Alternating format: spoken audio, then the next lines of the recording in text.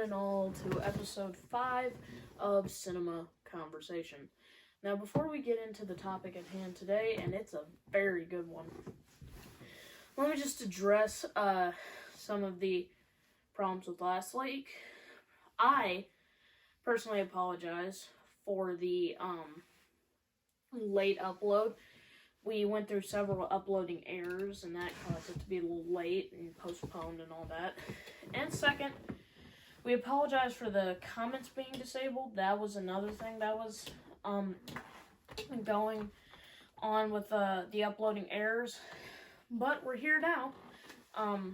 So we both personally apologize for that. But today is a very special episode indeed, because we're gonna ring in the new season of Brooklyn Nine-Nine. Yippee-ki-yak, other buckets. So this episode, it's gonna be pretty long. We're gonna talk about everything we love about Brooklyn Nine-Nine. Now, even though there's a topic that I love, I'm gonna let you go first. You have the floor. Well, I mean, I like Hitchcock and Scully. I knew you were gonna say that. Because they're boomers like me. And they find new ways to be lazy, and they anytime they're asked to do something, if it involves them not doing anything at all, they fall asleep right away. Smart move, Amy. I would call the Leonardo da Vinci of sitting on my ass. Yeah. So they're all about either nap. They're either all about naps or lunch. That's all. That's their whole reason for existence. These are crumbs, but they're not pie crumbs. Cookie, pizza, sandwich, and the humble potato chip. Don't you feel humiliated? They're so funny. Scully especially. I love the whole thing about, like, they can't tell if Kelly is his wife or his dog. Yeah. Peanut butter. She'll eat it right out of the jar. So I guess I'll go next. The acting in this show is some of the best that I've ever seen. Like, Andy Samberg, Joe Latrulio, Samantha Beatrice, Melissa Fumero, and Terry Crews, the whole 9 yards. Especially, we'll get to him in a second, Andre Braugher as Browder, I don't know, as Captain Holt. Yeah, he's great. So,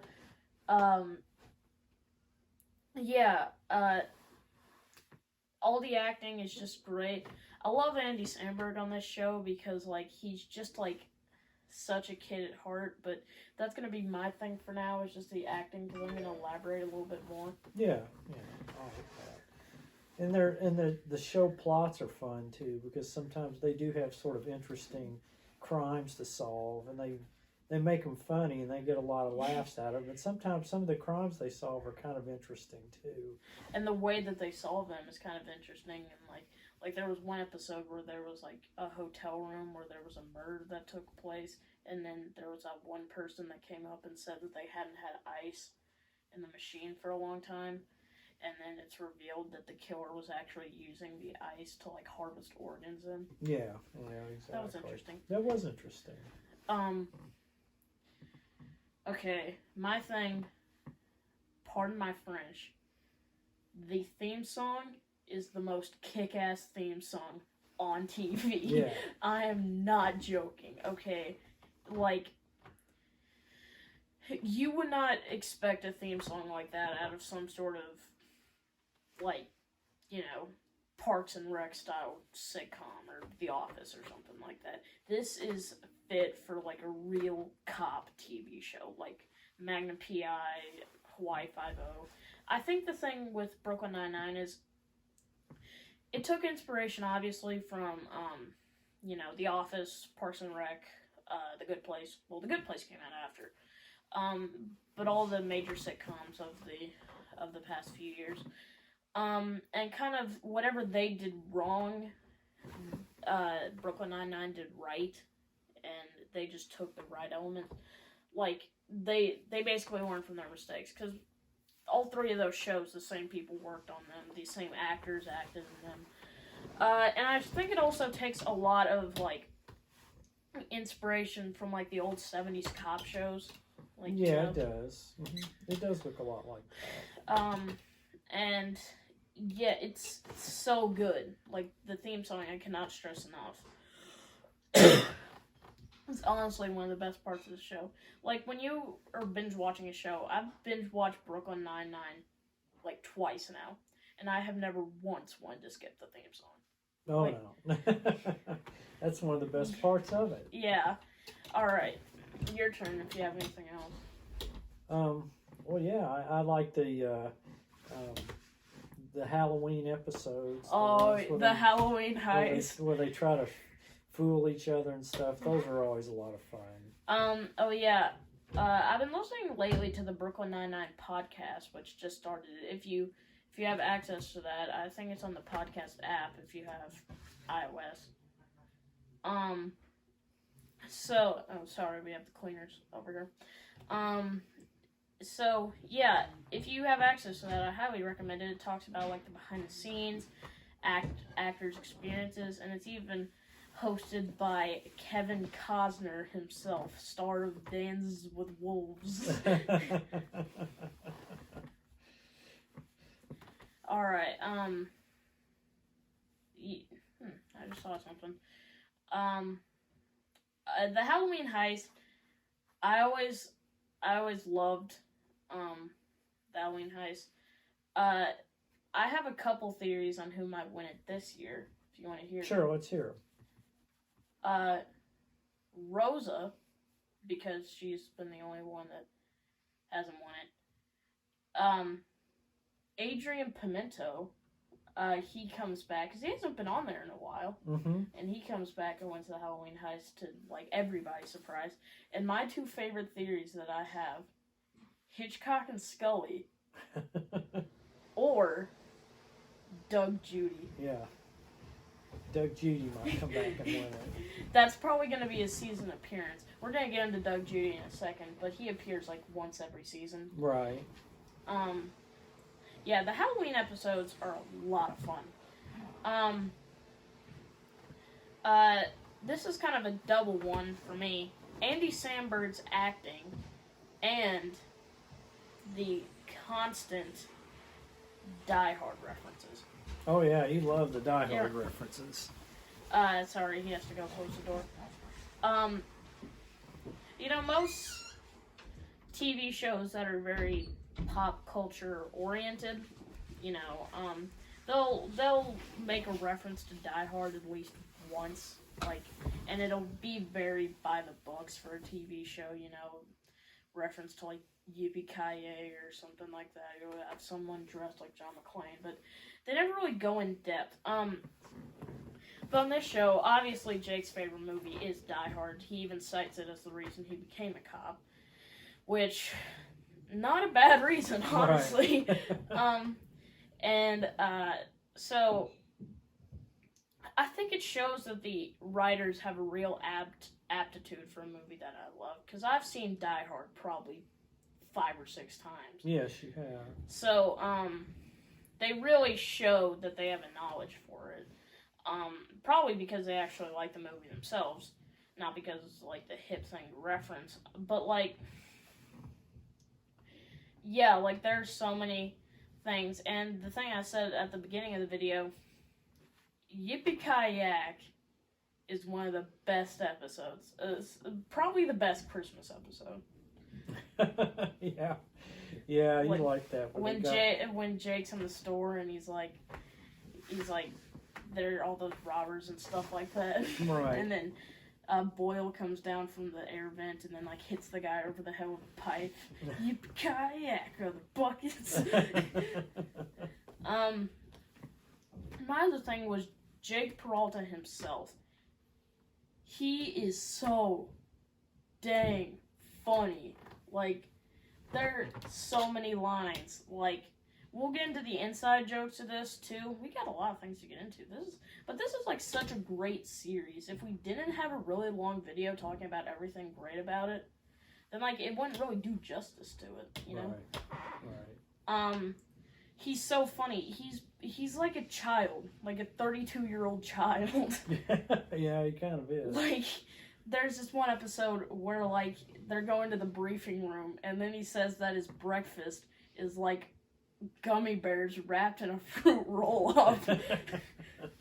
A breakfast burrito. And then he's like, there's probably one of my favorite episodes is the party, where they go to, like, a party at Captain Holt's house with all their refined friends. And, because, like, there's so much in that episode that's just hilarious. But one of my favorites is, like, when, he says that Captain Holt is scared that they're all gonna embarrass him, and then Jake's like, oh, what? We're not gonna embarrass him. And then he, like, spills the orange soda from his bowl of cereal on... And then he's like, he gets to the party, and then he's like, he wants Kevin to call him Kev. But one of the best parts is when he goes up to him and he's like, so I hear you're a professor. Yes, I'm a professor at the University for Classics. And he's like, yeah, Zeppelin, Hendrix, Die Hard, Classics guy right here. Joking, of course. I meant stuff like The Odyssey. Right. But yeah, he just has so many inside jokes that we'll get into, but he's just so hilarious on this show. Okay, well that's my thing. What's your next thing? Well, I think the thing that goes on between Boyle and Jake, and how Boyle worships Jake, yeah. it's pretty funny how he... Get pregnant. Use your body to give the world more Jake. Yeah, he's constantly fawning on him and stuff. That's pretty funny to watch. And, like, that's one of my favorite cold opens of all time, is when he comes in and he's like, something was on TV. I came down with a huge Diane Weist infection. And it's just silent for like 30 seconds, and he's like yeast? Yeah, Boyle is a really funny character. He's played by Joe Latrulio, which I did not know was famous before this, honestly, before this show. Like, he was apparently in Superbad. Okay. Like, with Jonah Hill. He was in some other stuff, but yeah, he's a great actor. He has one of the, like, my favorite lines, which is boil oil, which is referring to, no, I'm not gonna talk about it. And then, like, we watched this episode last night where he gave his son, like, this doll of a police officer, and the son's like, I'm Detective Papa, and I'm going to go to the farmer's market. Hope they have aged Gouda. Yeah, that was pretty good. Well, I guess my thing next would be Captain Holt. I guess we're just going to have to go character by character, because so many characters on these are so good. Yeah, they are. Captain Holt. But first I'm going to talk about all the inside jokes. There are so many inside jokes I have with my friends and even my family, especially you and Tucker. Just to name a few. Vindication! Bone! And the one that we use a lot at school, title of your sex tape. Yeah. And some other, of course, boil oil. You got to talk about the turtles. I'm guns to talk about the turtles. Yeah. And also, my finger's like really itchy for some reason. And yeah, there's just so many quotable lines. One of my favorites is, "This is taking too long. I'm gonna miss the farmer's market," which is by Terry, which we'll get into in a minute. Yeah. Captain Holt, he just plays such a, like, I wouldn't say recluse, but he's just such a by-the-books guy, and Jake always really annoys him, but, like, at moments, we're gonna talk about the cold opens in a minute, but, like, he's like, always getting on nerves, but then sometimes he kind of comes out of his shell, like the cold open where it's like the full bullpen where Jake's like sliding across the floor on his socks and then he runs into Hulk. Yeah. Okay. What do you have anything else?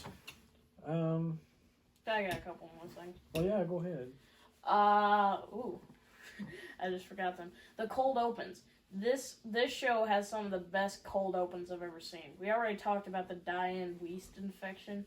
One of my favorites is when he's got all the 5 people lined up, and then he's having them singing "I Want It That Way" by the Backstreet Boys. Tell me why ain't nothing. Now number 5, I never wanted. But yeah, and then there's Terry. I love Terry.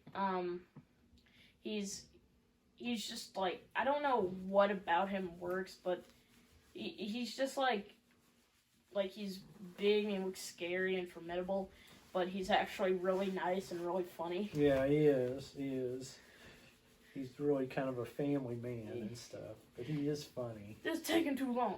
I'm gonna miss the farmer's market.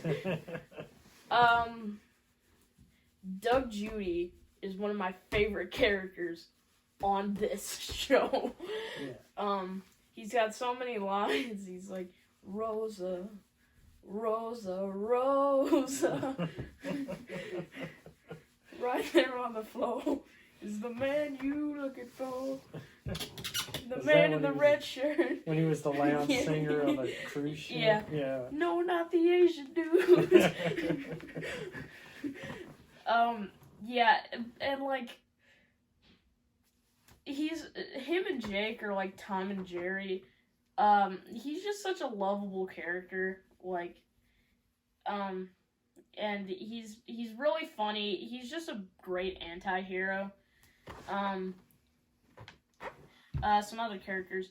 Dad's runner-up for the best character on this show, Adrian Pimento. Yeah, I like him. Once shoved a croquet mallet up somebody's eye until his brain leaked out.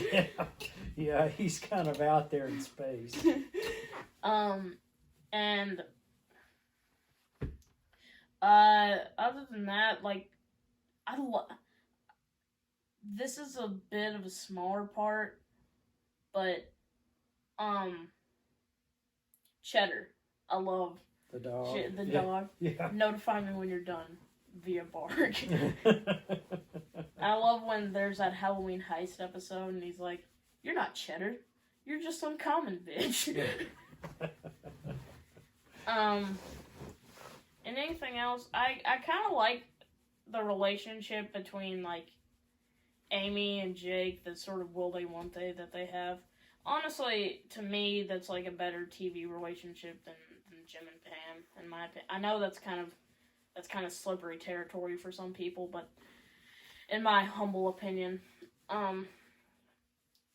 and so like it's kind of starts as like in the words of Captain Hull, a childish and distracting rivalry that turned into a childish and distracting courtship, and what I will assume to be a distracting and childish marriage. And yeah, Amy's kind of like a type A, controlling, very organized, and Jake has one good towel and never drinks water. Yeah, exactly. Well, maybe you'd like to move into some place that isn't full of black mold. Black mold? Seriously, Amy? Right, Terry?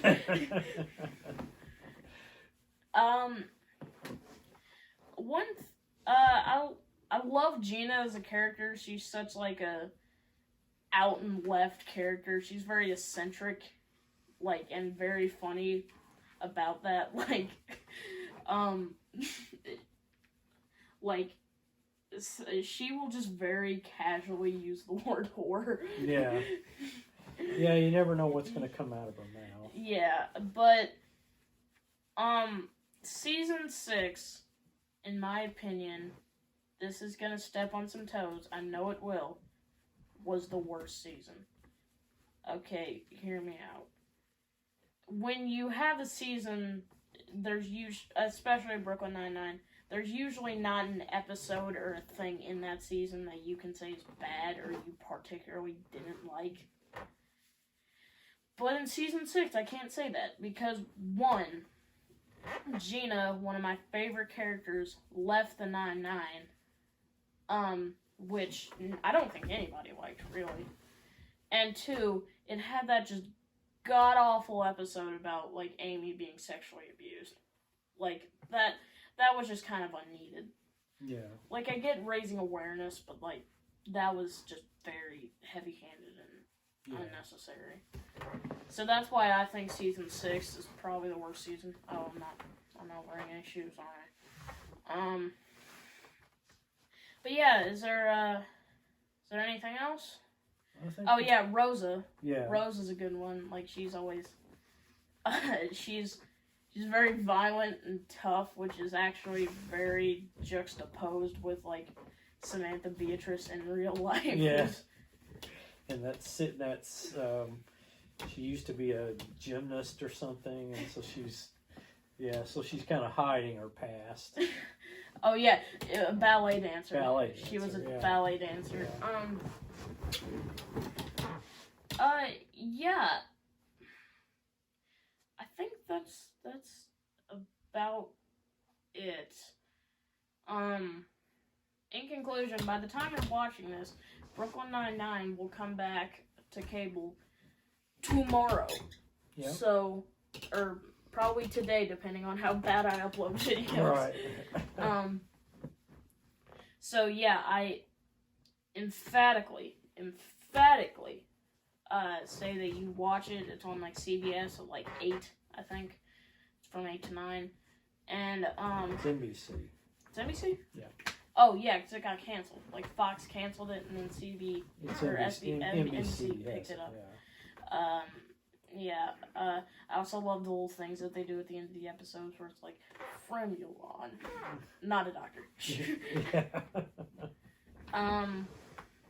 And anything else?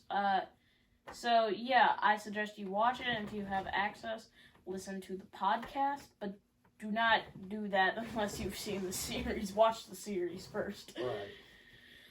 If you can't watch the series, tough luck. Find a way. Break the law. It's a good enough show to break the law for, which is ironic, even though it's about cops catching people who break the law. Yeah, there you go. So anyway, yeah, any closing thoughts? No, it's a great show. Yeah, it's a really good show. It's great for binge watching. And it never really gets old. Like, when you're binge watching most shows, you binge watch for a day and you're like, oh, I'm tired of this show, I need to watch something else.